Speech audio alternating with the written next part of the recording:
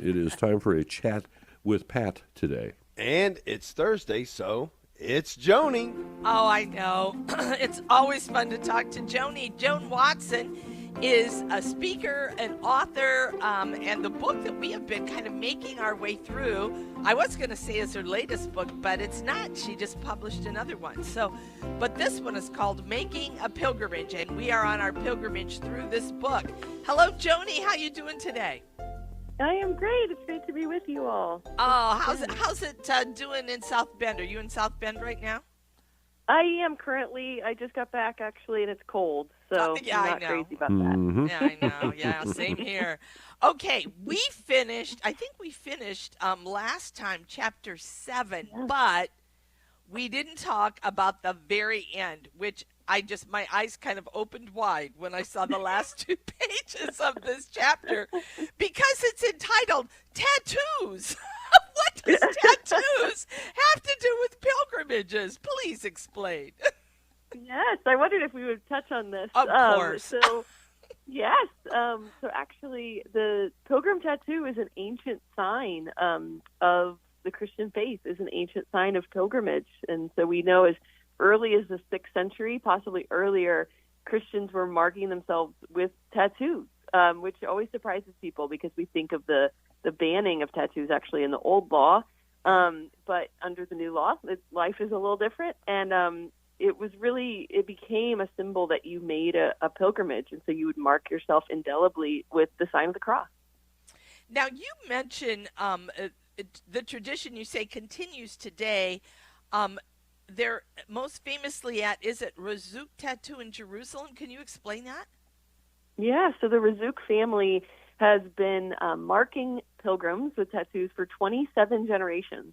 Wow. So it's the oldest tattoo parlor in the world, and it's been passed down from father to child, father to son, but actually Rzuk's daughter has taken up the mantle, and she is a tattoo artist now in Jerusalem. So it's actually, they've moved locations. They're an Egyptian family, and they've moved locations, but their present location is very close to the Holy Sepulchre in the Old City. So I got my Holy Land tattoo in 2017.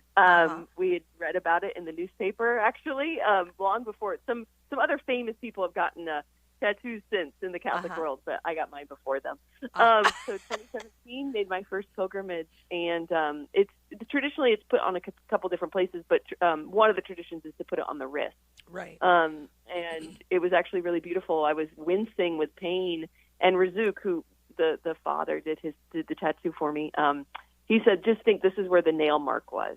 Just think this is where the nail was put." And I thought, thank goodness to have a Catholic tattoo artist who can put that pain in perspective for me. And then I went immediately to the Holy Sepulchre, and I touched my tattoo to the empty tomb. And so to this day, I call it my unlikely sacramental, because every time I see it, I'm reminded that the tomb is empty and that I've touched the empty tomb. Wow. So, Joni, is the tradition that is usually done at the end of a pilgrimage then to show a completion? Yes, so it's kind of I'm now a witness to the resurrection. Every pilgrim that goes to the Holy Land really beautifully becomes a witness, as the apostles were witnesses. We see that word again and again in Acts of the Apostles, as we're reading now during the Easter season.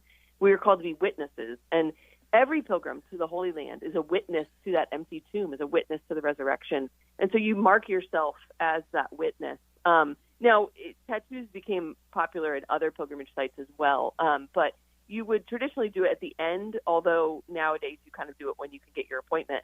And so I think I did mine a few days before the end of our trip. But it is that sign. And what really convicted me, I was never a tattoo person. I never wanted to get a tattoo. Yep. What really convicted me was that I could no longer ever deny Christ being my Christ, right? Like, I am marked indelibly with this cross. And for the Coptic Christians, for many of the Eastern Christians, it is a sign that could lead to their death, right? So they're marking themselves with this sign of the cross, and then they're going home to places where the faith is persecuted. And this was throughout the centuries. Right. And so it is really the sign of Christianity that you can never deny. And I was really excited to mark myself with the cross. That is an interesting, Joni, you bring such insight into that, because those are many things that I just didn't even think of. So it was wonderful. Okay, so we've kind of talked about going to the Holy Land. on pilgrimage. Now we're going to move to Rome, right? Is this the next kind of level of where people go for Catholic pilgrimages, is to go to the Holy, or go to Rome? Yeah, I always get asked. I was actually giving a women's retreat this weekend, and everybody always asks me, where's your favorite place to go on pilgrimage? And I say it's like picking a favorite child, and I don't even have kids. It's hard to say what's your favorite place, but I would say most Catholics would say Rome and the Holy Land are kind of the pinnacle of pilgrimage, one being in the footsteps of Christ, and the other being kind of the heart of the church, where Peter goes after the resurrection to found the church. So I would say Rome and the Holy Land, there's a reason they get their own chapters in the book. Yeah. So, tell us a little bit about, because we kind of understand the tradition of the Holy Land, right, being a pilgrimage, moving to these spots where Christ was, but how do you trace that same pilgrimage history in Rome, that Christians actually started coming to Rome? Yeah, so they would have made pilgrimage to Peter's tomb right after his death. And we know this because they built a small tomb over where Peter was buried. They built a small shrine, and we have things like coins. We have remnants of things that would have been touched to his tomb. They would have lowered things down. So Peter is crucified upside down by Nero when he begins persecuting the Christians in 64 after the fire of Rome. Nero begins persecuting the Christians because he needs a scapegoat for this fire of Rome.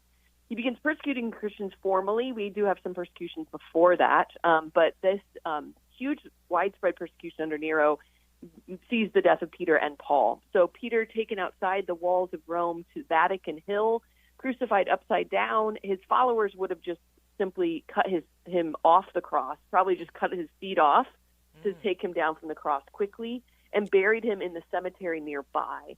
So nearby the circus of Caligula, where he was crucified, there was a cemetery. So they buried him there amongst pagans, and they would have been caring for his grave and making small pilgrimages to his grave to pray there. So really, pilgrimage to Rome begins by the Romans when they go to Peter's tomb. Paul is buried outside the walls of Rome because he too is martyred, of course, outside the walls by beheading. And so, again, Christians begin making pilgrimage to these two tombs. Even during times of persecution, Christians begin making pilgrimages to the great apostles of Rome. So that's really where it begins, at the very beginning. Okay, so that's the very beginning of it. And then Constantine kind of comes on the scene, and he obviously wants to build a church, right, kind of around the shrine to St. Peter, but he's got some problems. What are his problems? His big problem is that Peter's buried on the side of a hill. And so how do you build a church right on top of Peter's tomb when he's buried on a hill? Yeah. And secondly, he's buried in a cemetery surrounded by Roman tombs. Christians are being buried close to him because everybody wants to be buried next to Peter. Right. But there's also just pagan Romans, wealthy Romans buried around him. So Constantine does something bold, and he gives the Romans a certain amount of time to get their family members somewhere else, to take the family members' graves somewhere else. This was radical. This was against the law to disturb a cemetery. Yeah. Constantine's above the law. And so we know that he is pretty confident this is Peter's tomb because of what he does. He lops off the top of the hill, and he makes the hill level. And so where we stand today in St. Peter's Basilica would have one day been a hill that now has been leveled by Constantine in the 4th century. Oh, we got so much more to talk about. We're just starting into Rome, Joni. So thank you so much for being with us. Have a great weekend ahead. Sounds great. Thanks, Pat. Thanks all. Bye-bye.